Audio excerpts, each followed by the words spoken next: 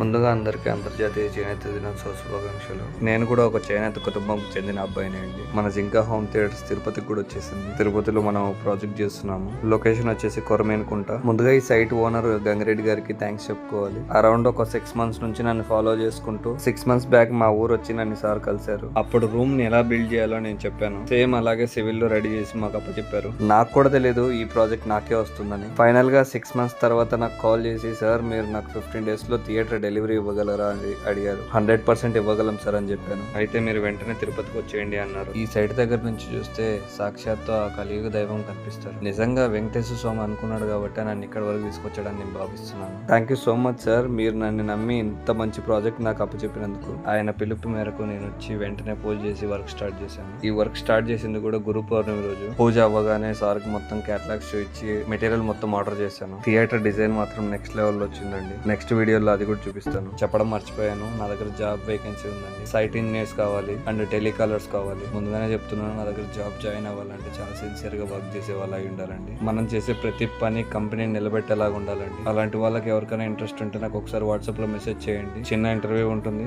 Okay అవ్వగానే immediate గా job లో జాయిన్ అయిపోవచ్చు. నిజంగా చెప్పాలంటే సైట్ ఓనర్ గంగిరెడ్డి గారు చాలా జోయల్ గా ఉన్నారండి. సార్ కి ప్రతిదీ ఎలా వస్తుంది ఏంటి అనేది ఎక్స్ప్లెయిన్ చేశాను. కానీ చివరికి సార్ ఒకటే మాట అన్నారు, సార్ మీరు ఏం చేస్తారో తెలియదు, నాకు మాత్రం చాలా బెస్ట్ ఇవ్వండి అన్నారు. తప్పకుండా సార్, జింకా హోమ్ థియేటర్ ఉండేదే బెస్ట్ ఇవ్వడానికి. జింకా హోమ్ థియేటర్స్ మాది కాదు, మనది.